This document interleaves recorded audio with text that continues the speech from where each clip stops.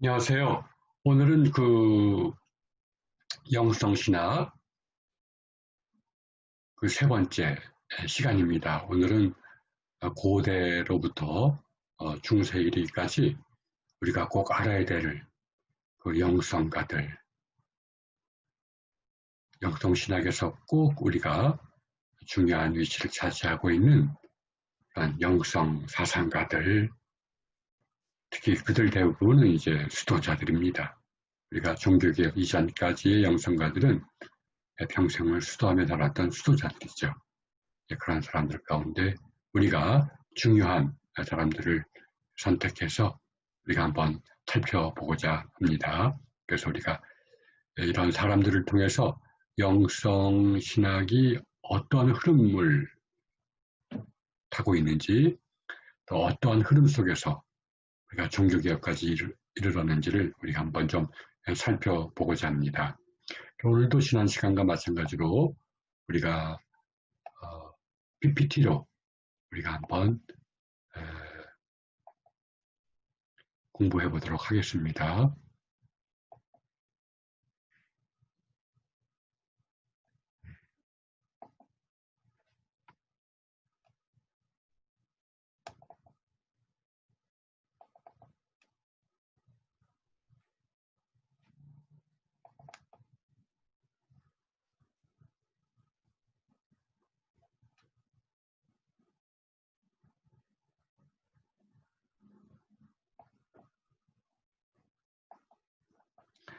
우리가 제일 먼저 알아야 될 사람은 에바그리우스라는 그런 영성가입니다.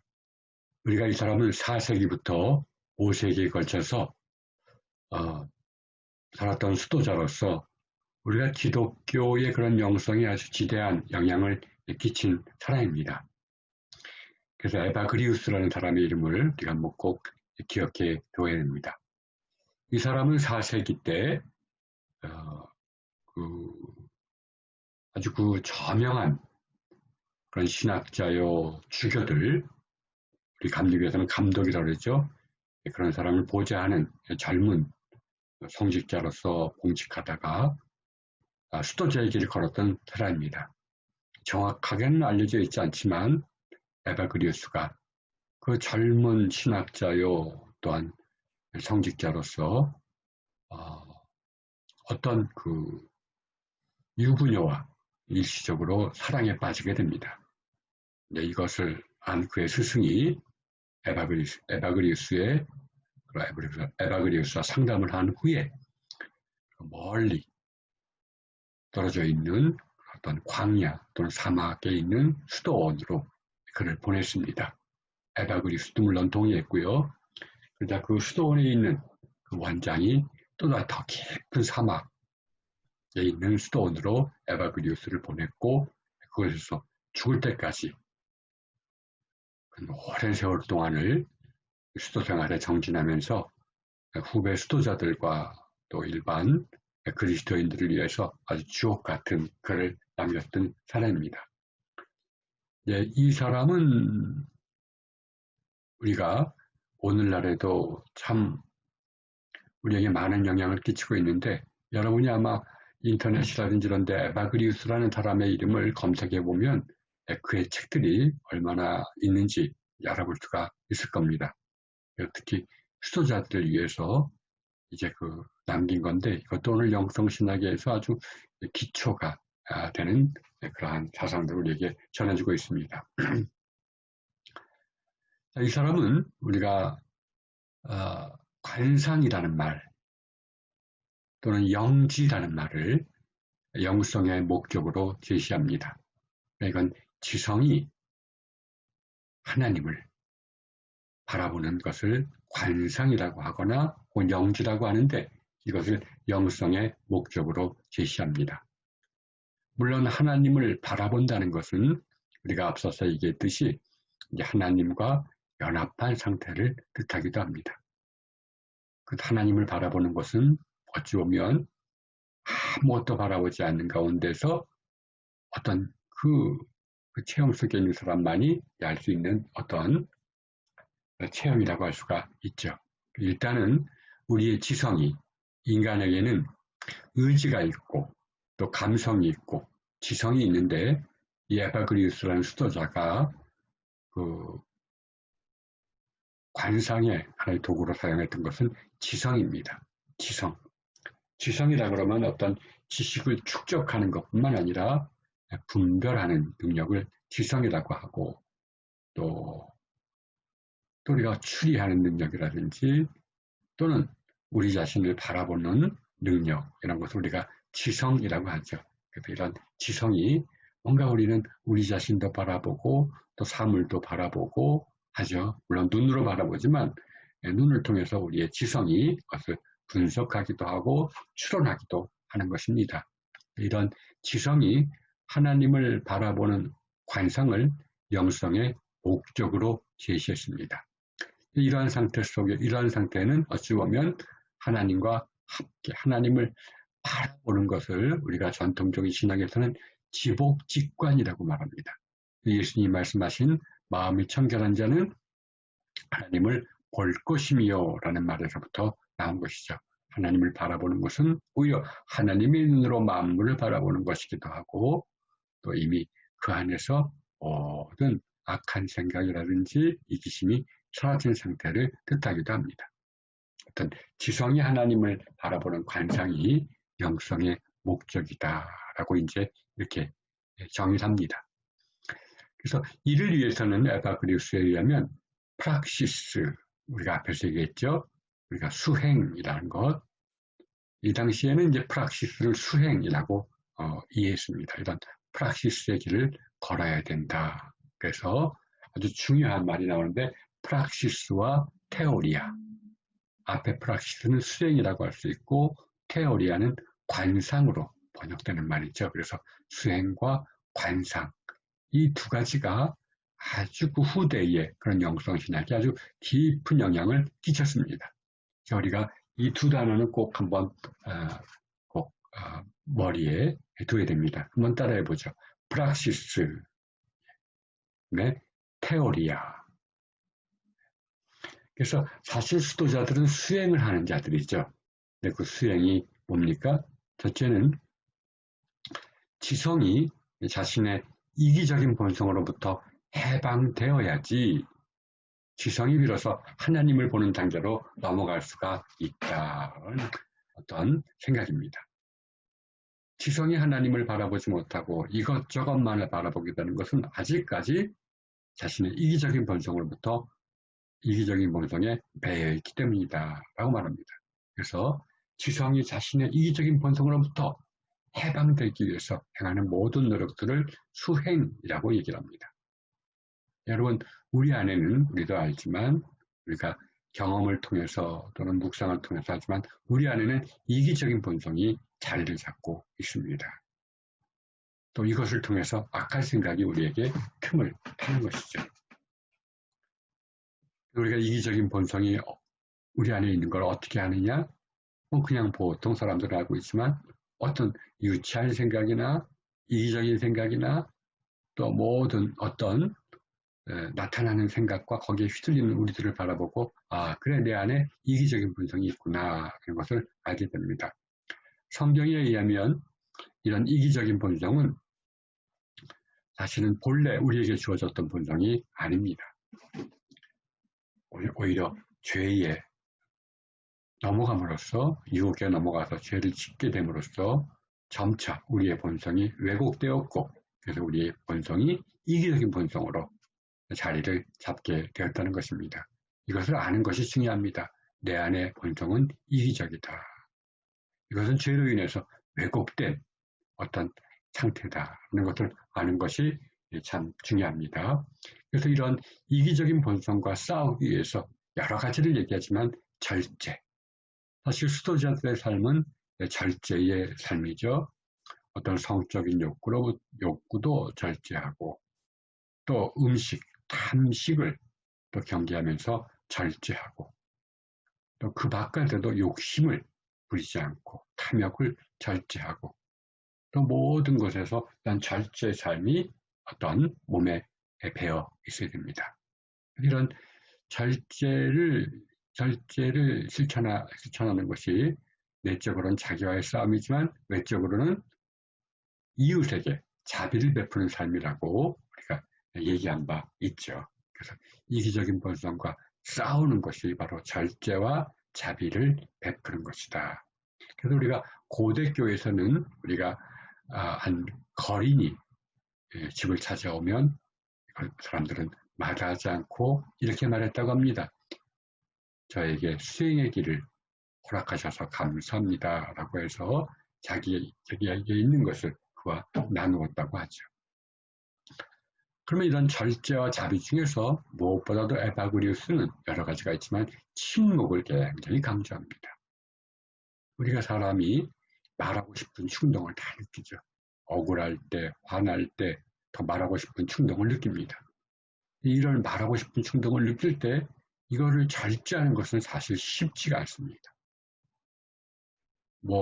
오랜 수생활한 사람에게도 이것은 쉽지가 않아요.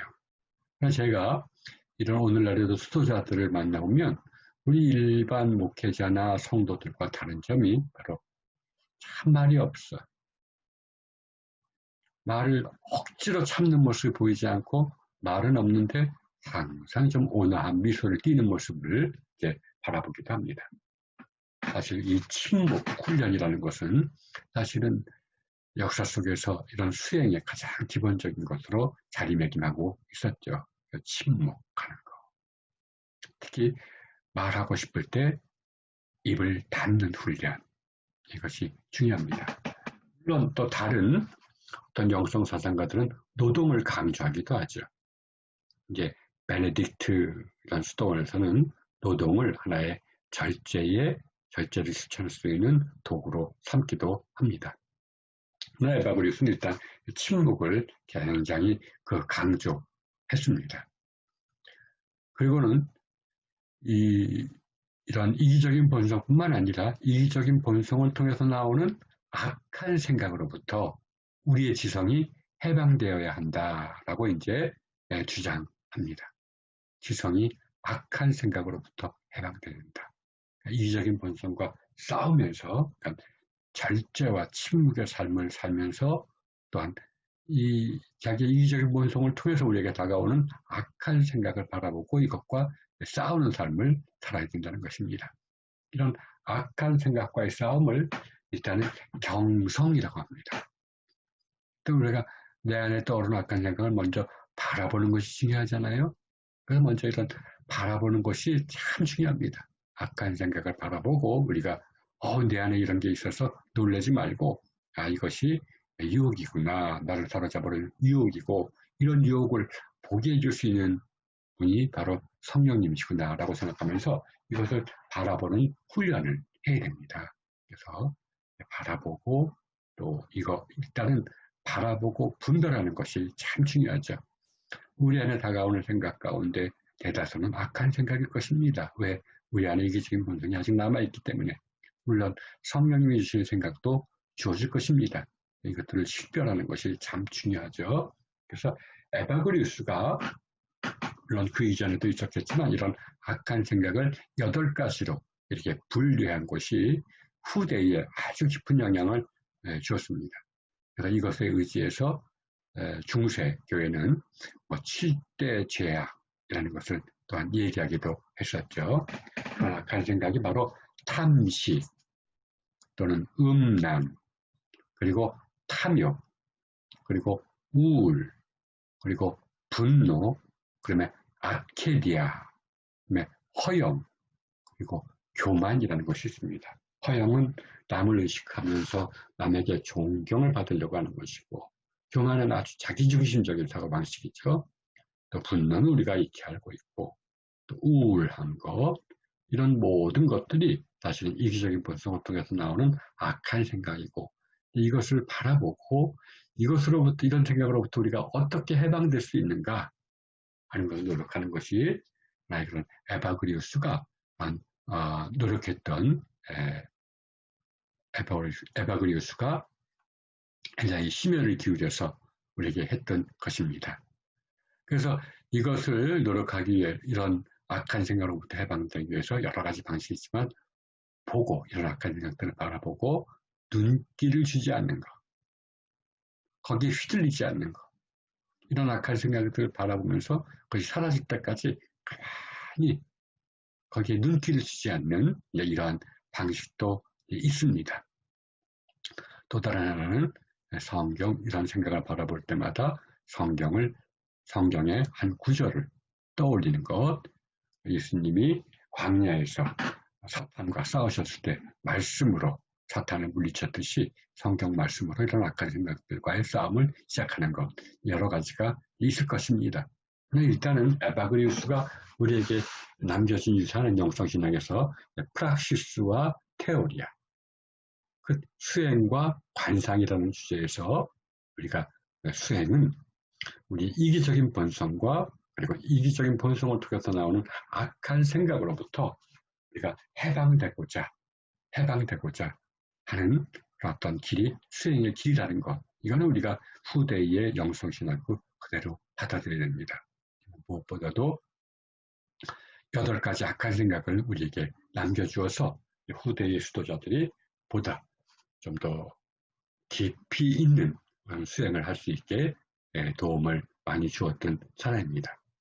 이 에바그리우스는 6세기, 그러니까 에바그리우스가 죽은 후에 이제 당시 고대 교회에서 에바그리우스의 일부 작품들이 소위 철학, 그 당시에 그리스 철학의 영향을 너무 많이 받았고, 그래서 복음을 좀 흐리게 할 수 있다는 어떤 염려가 있다라는 취지에서 그의 몇 작품들이 하나의 그런 정죄를 받기도 했습니다.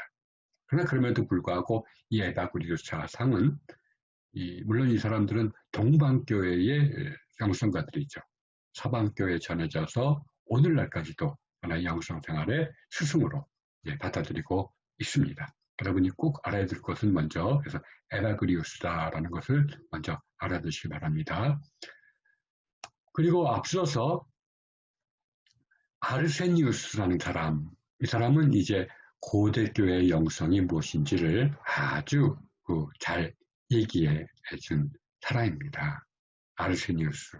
하나의 귀족이었지만 하나의 그런 또 귀족으로서 신앙생활 하다가 이런 도시에서 국가교회가 된 이런 종교에서는 참된 영성을 발견하기 어렵구나. 왜?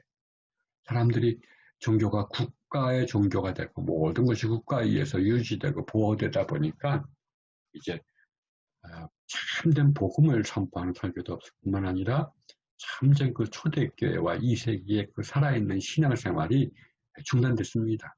남에게 보이기 위해서 교회 가고 어떤 드러내기 위해서 교회 가고 또 성직자들은 거기에 물들고 하다 보니까 참 이 교회가 굉장히 세속화되었고 그래서 많은 뜻 있는 사람들이 3세기 또는 3세기부터 그래서 광야 즉 그 주변에 있는 사막지대로 가서 거기서 은둔 생활을 하면서 함께 수도 생활을 했습니다.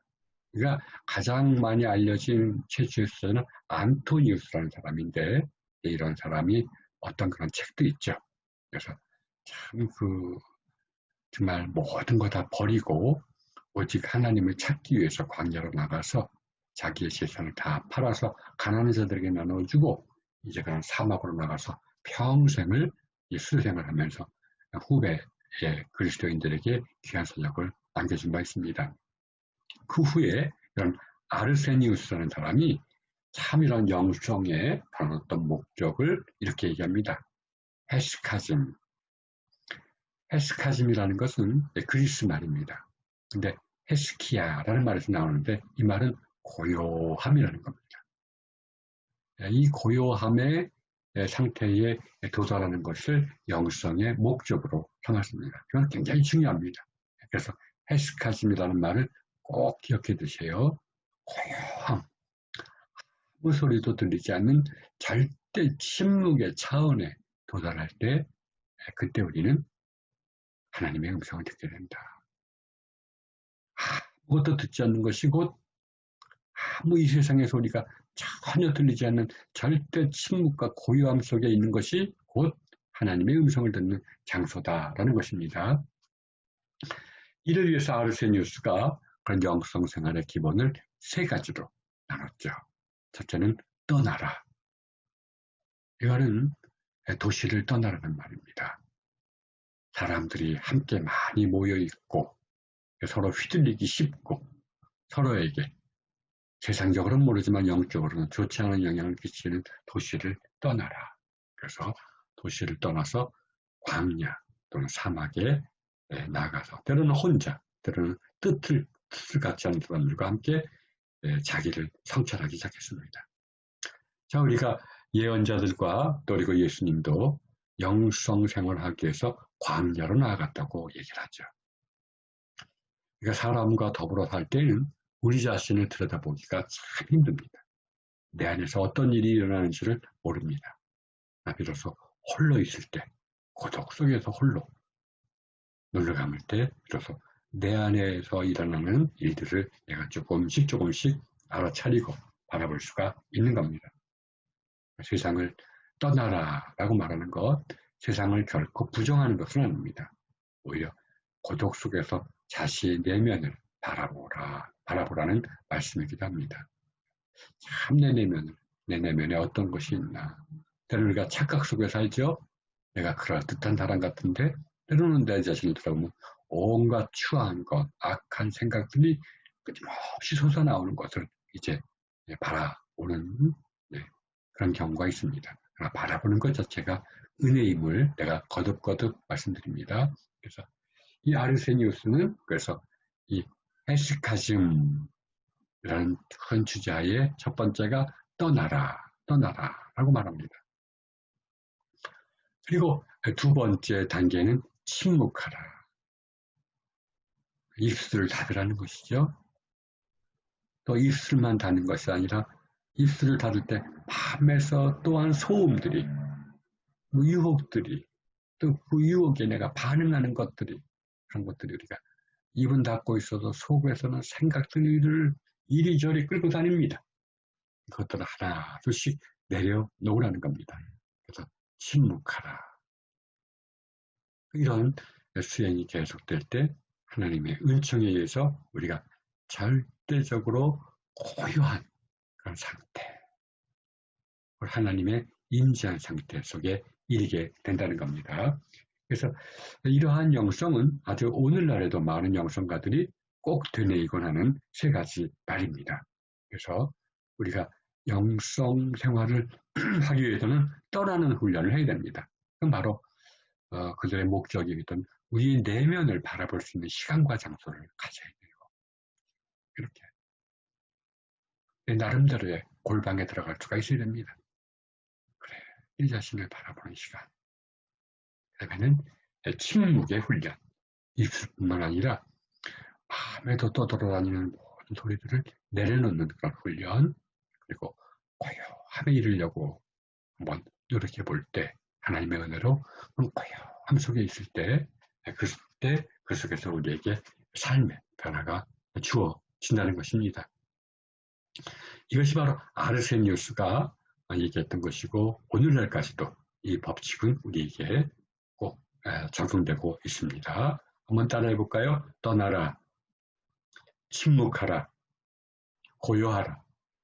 여기서 고요하라는 것은 하나님의 우리의 노력도 있지만 하나님의 은총에 의해서 우리에게 주어지는 영성생활의 그런 단계입니다.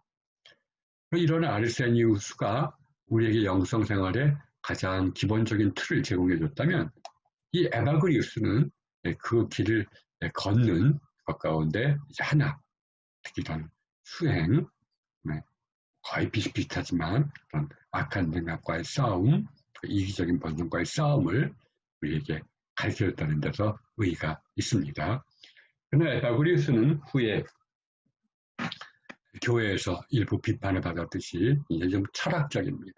당시 그리스 철학의 영향을 많이 받기도 했습니다. 그래서 지성이 하나의 영성 생활에 굉장히 중심에 서 있습니다. 우리가 지성이 하나님을 바라보지 못하는 것은 지성이 오염됐고 이것저것에 휘둘리기 때문이다. 그러나 지성이 이런 아무 것에도 휘둘리지 않고 오히려 모든 것으로부터 해방될 때 비로소 하나님을 볼 수가 있다는 것인데 그런 지성을 정화시키는 길이 바로 수행이라고 얘기할 수가 있는 것입니다. 그런데 너무 인간의 중심을 지성으로 보고 또 하나님을 바라보는 그 어떤 주체가 지성으로 간주하는 것이 이제 좀 동료 그 영성가들로부터 조금 비난을 받았습니다. 물론 이 사상은 아직도 이어지지만 아주 위대한 영성가지만 그래서 그 다음에 나오는 이 마카리우스라는 사람 사실은 마카리우스라는 사람은 마카리우스라는 이름은 복된 자, 성경에는 복 있는 자라는 뜻입니다.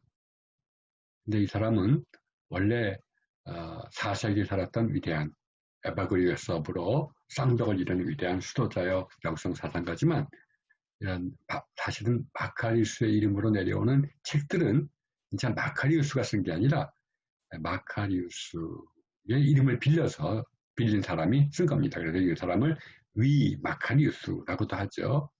웨슬리가 좋아했던 신령한 설교의 저자이기도 합니다. 그래서 마카리우스라고 하는데 우리가 사실은 마카리우스의 이름을 빌려서 저술을 남긴 사람, 마카리우스의 이름을 빌린 사람이 남긴 저술들이 모두 우리에게 전해져 내려오고 있습니다. 우리가 일반적으로 그냥 마카리우스라고 해도 무방할 겁니다. 우리가 에바그리우스가 지성의 영성을 강조했다면, 지성의 하나님을 바라보는 것을 강조했다면 마카리우스는 마음의 기도를 강조합니다. 그러니까 인간의 중심은 마음이라는 것입니다. 그리고 인간에게는 지성과 감정과 의지가 또 우리가 알 수 없는 것이 있는데 이것이 하나의 통합되어야 된다는 겁니다. 근데 에바그리우스는 이런 감정이라든지 이런 것은 조금 간과하고 지성만을 바라보았는데 마카리우스는 지성과 감성과 의지가 하나로 통합되어야 된다는 것입니다. 이런 것이 통합될 때 나타나는 그 중심을 바로 이런 고대 교회 영성가들은 마음이라고 얘기합니다. 마음. 그래서 마음 안에서 우리의 지성과 감성과 의지가 통합되는 것. 이것을 목적으로 삼기도 했죠. 사실은 마카리우스 영성은 오늘날 현대 심리학에서도 굉장히 인용을 많이 합니다. 왜냐하면 모든 우리의 정신적인 질환이라든지 아픔이 인격 분열에서 나타나거든요.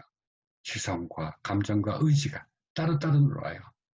지성은 바라보는데 감정이 따라오지 않습니다. 의지가 또 따라오지 않는 경우가 있죠. 그래서 이것을 통합시키는 것, 그리고 이런 통합의 장소를 우리가 마음이라고 해서, 그래서 마음이 기도하는 상태, 또는 여러 가지 말합니다.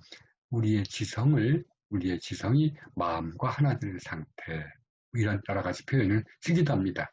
결국 인간의 중심이 하나님을 신뢰하는 상태, 인간의 중심이 기도하는 상태, 이것이 하나의 영성가들의 목적이다라고 얘기를 합니다. 그래서 이것을 우리가 마음의 영성이라고 얘기를 합니다. 우리가 일단은 이렇게만 알아주세요. 마음의 영성이다.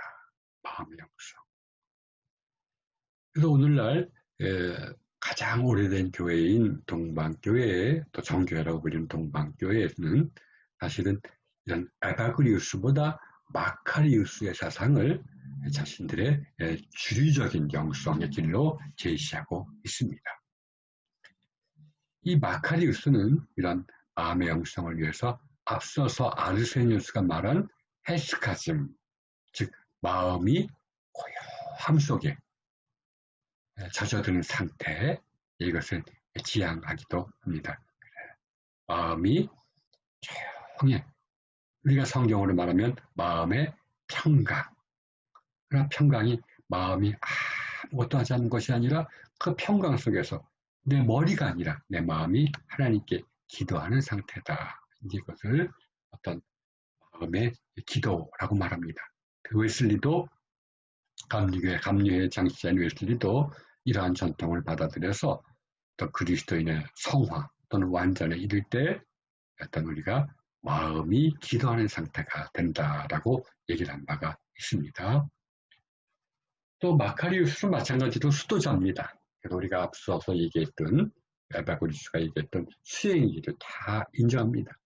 모든 기독교 영성에서는 수행과 실천이 굉장히 중요합니다. 그거는 전제가 되는 겁니다. 수행 없이, 자기의 이기적인 본성과 싸움 없이, 또 우리가 이기적인 본성을 통해서 나오는 악한 생각을 바라보는 것이 없이는 우리가 이러한 목적에 도달할 수가 없다는 것입니다. 그러나 이제 그런 이기적인 본성은 절제라는 것, 절제라는 수도자들의 그런 수단 방식을 통해서 늘 전제가 되지만, 그런 이제 악한 생각과의 싸움에서 에바그리우스는 물론 성경 구절을 인용하기도 했지만 주로 지성의 어떤 노력, 지성이 끝없이 휘둘리지 않으려는 노력, 약한 생각을 바라보고 거기에 휘둘리지만 않으려는 그런 철학적인 그런 관상도 있었지만, 마카리우스에게서는 그런 악한 생각을 바라볼 때 주님의 이름을 부르는 것, 이런 전통을, 이런 영성훈련을 우리에게 제시해주고 있습니다. 그래서 이거 우리가 성경 묵상이라고 하고, 또 라틴어로는 렉시오 디비나라고 하는데, 다시 말해서 성경 속에 나오는 주님의 이름을 부른다든지, 우리가 악한 생각을 바라볼 때마다 내게 마음을 뜨겁게 해줬던 성경 구절을 암송하든지, 아니면 성경에 나오는 주님의 이름을 부르는지, 이러한 것을 강조하는 겁니다. 우리가 보통 성경 묵상에는 지성적인 성경 묵상이 있죠. 그러나 이것은 중세 때 생겨난 겁니다. 우리가 지성으로 성경을 이해하고, 그리고 이해된 어떤 성경 구절을 내가 의지로서 거기에 마음이 뜨겁게 하려고 하는 것, 이것은 지성적인 성경 묵상이지만, 그러나 마카리우스의 성경 묵상은 그런 것은 아닙니다. 지성만이 아니라 그냥 끝없이 성경 말씀을 되뇌이고 또 되새김질한다는 말을 표현했죠. 눈으로 보고 입술로 소리내고 귀로 듣고 하면서 마음에 조금씩 새기는 가운데에서 어떤 악한 생각이 사라지고 마음의 고요함이 찾아들기를 기다리는 그런 것입니다.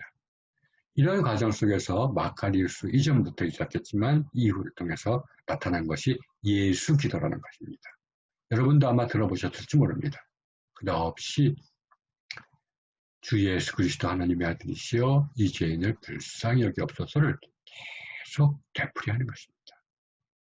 그래서 처음에는 입술로 하고 깊어지면 나중에는 소리내지 않고 하고,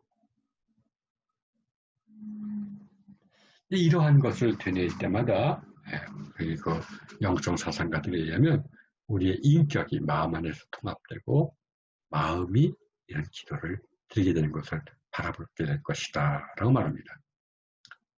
이것이 어찌 보면 가장 간단하면서도 정말 그럴까 하고 의심을 품지만, 이게 정교의 가장 오래된 영성훈련 방식입니다.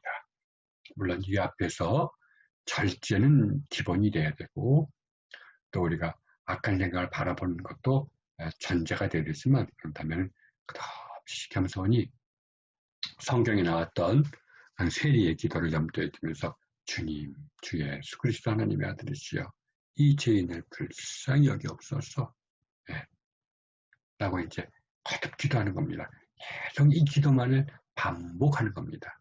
장황하게 이것저것 기도하는 것이 아니라 이것을 계속 반복하는 가운데 생각이 사라질 때가 주어진다는 것입니다. 이 생각이 사라져서 고요함 속에 있을 때 내 마음이 기도하고 있구나 하는 것을 알아차리게 된다는 것입니다. 이것도 나중에 한 번 더 얘기해 보도록 하죠. 고대교회의 기도 방식입니다. 이런 예수 기도의 전제가 되는 것은 우리가 통회의 영성이라고 합니다. 자꾸만 이 기도를 드릴 때 처음에는 통회. 나 죄인이구나. 이 죄에서 내가 벗어날 수 없고, 이런 애통하는 심정으로 주님의 이름을 부르는 것.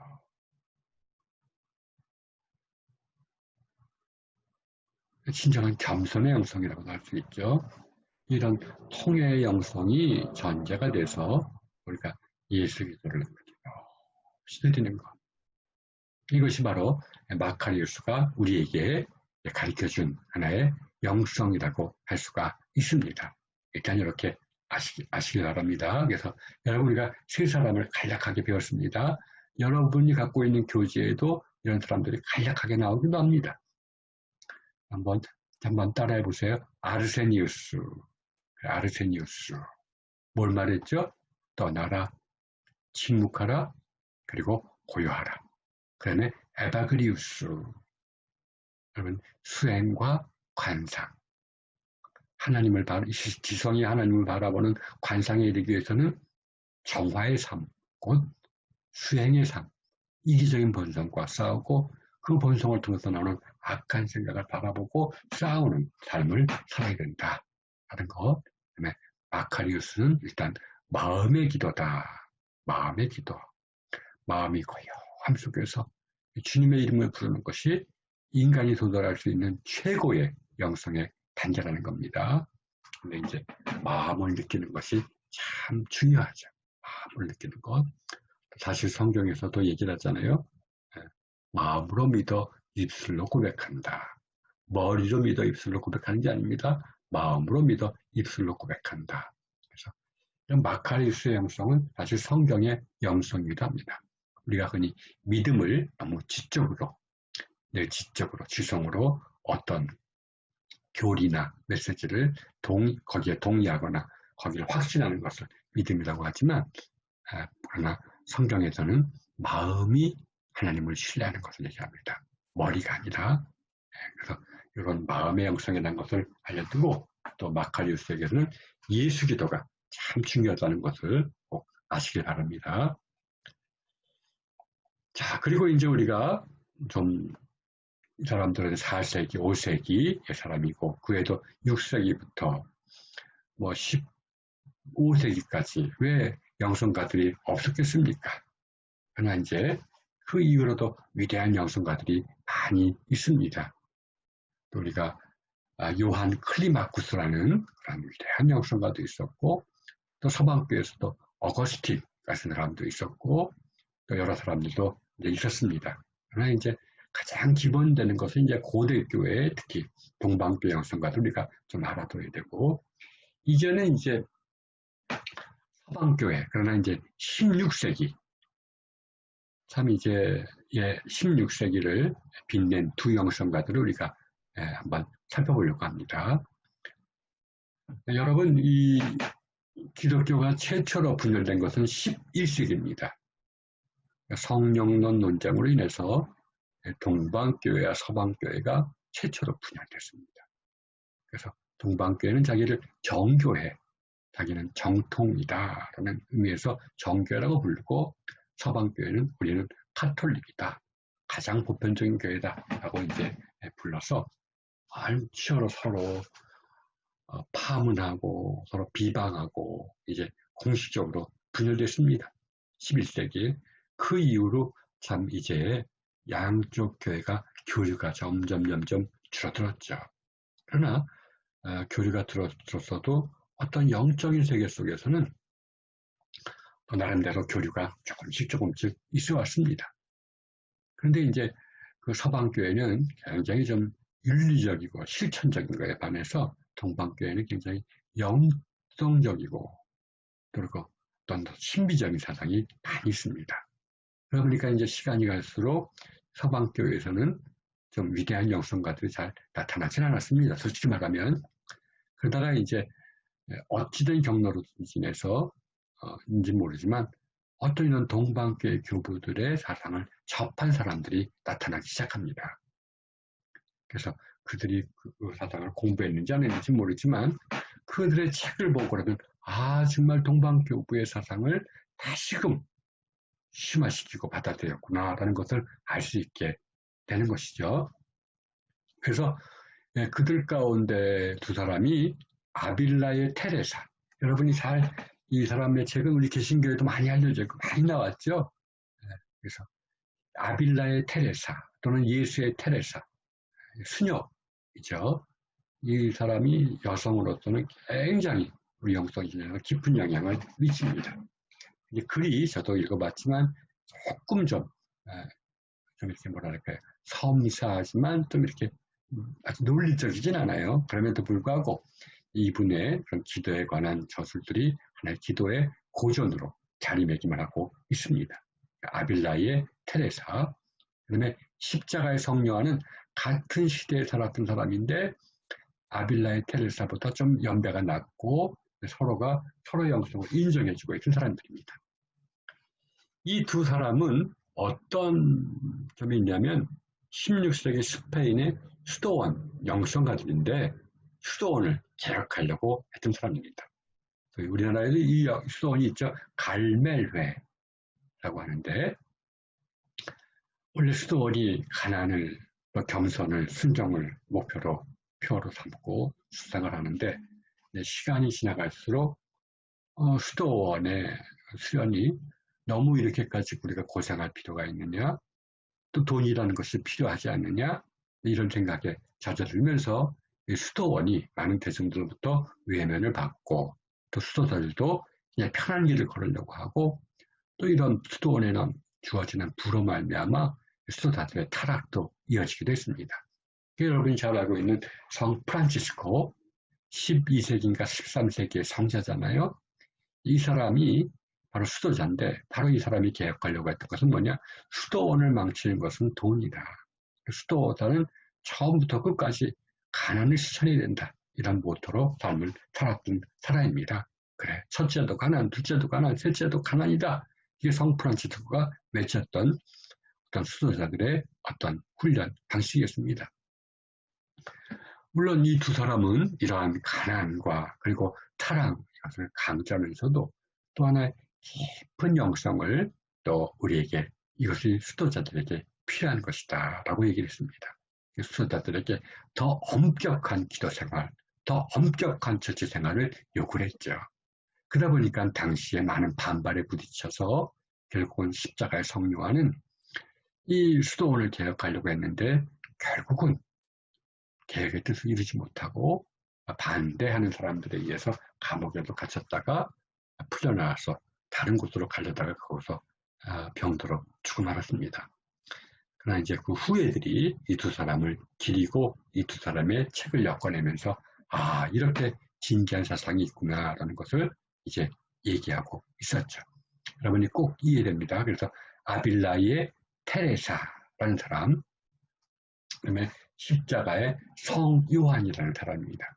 그 십자가의 성 요한은 특히 어둠 밤이라는 책을 썼습니다. 여러분이 나중에 한번 읽어보세요. 쉽지가 않습니다. 그러나 어떤 기도에 대해서 체험이 있는 사람은 조금씩 이해할 수가 있습니다.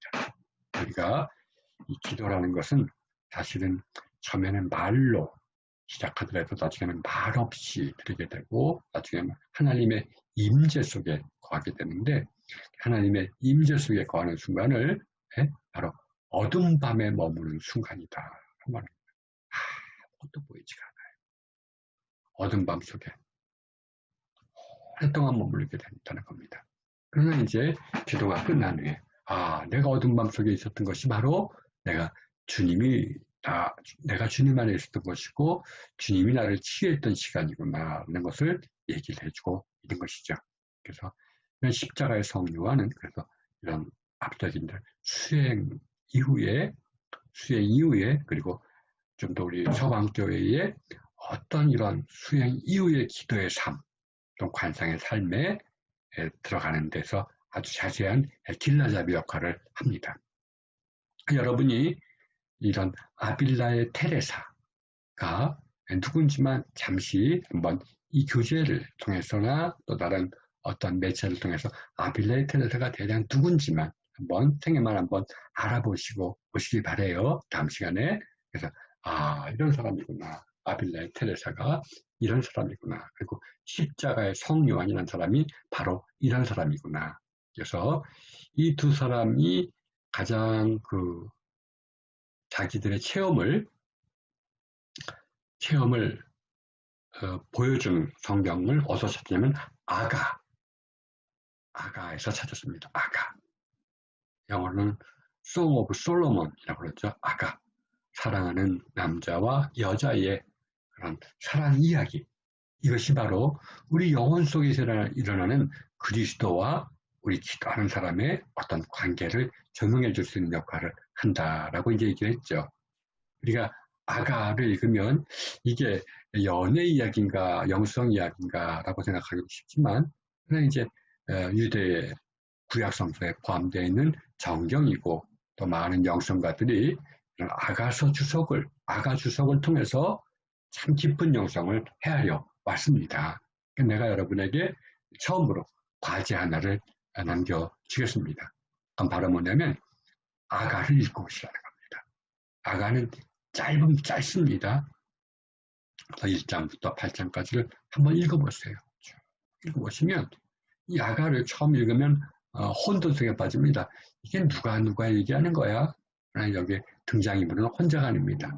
남자가 있고 여자가 있고 솔로몬이라고 일컫는 남자가 있고 또 어떤 시골 여인으로 나오는 사람이 있고 또 하나는 합창하는 사람들이 있습니다. 그래서 이런 세 부류의 사람들이 서로가 서로에게 노래를 하면서 아름다운 노래를 헌하면서 참 영성의 세계를 그려주고 있다는 겁니다. 그래서 하나 한번 읽어오는 것이 참 중요합니다. 이런 거구나. 그래서 이 아가 주석은 많은 영성가들이 아가 주석을 많이 했죠. 아가 주석을. 그래서 여러분이 이걸 한번 해보고 그다음에 그 아빌라의 테레사가 기도를 어떻게 이해했나. 또 십자가의 성요하는 그 어두운 밤이라는 것을 도대체 무엇으로 이해했나라는 것을 한번 알아오시기를 바랍니다. 우리가 이러한 배경 속에서 기독교의 기도가 이게 굉장히 깊이가 있는 거구나라는 것만을 알고 그래서 우리가 이것이 종교개혁 때 어떻게 받아들여졌나 이것을 알고 우리가 개신교의 영성을 수립하고 이해하는 것이 중요하기 때문에 이 과정을 꼭 우리가 이해해야 된다고 생각합니다. 여러분이 꼭 아가서를 읽고 아빌라의 테레사와 십자가의 성요한에 대해서 여러분이 나름대로 한번 조사해 보시기를 바래요. 그냥 가만히 강의만 듣는다면 내 사유가 깊어지지 않습니다. 내가 강의를 듣고 나름대로 한번 더 찾아봐야죠. 그래서 찾아볼 수 없는 분들은 그래도 요거를 계속해서 한번 읽고 다음 시간에 오시기를 바랍니다. 하여튼 코로나19가 참 기승을 부리는 이때에 여러분 건강 유의하시고 이럴 때일수록 더 깊은 영성의 세계를 접하셔서 마음의 평강과 그리고 우리 주변 사람들에게 화평한 마음을 전해주는 여러분 되기를 바랍니다. 감사합니다.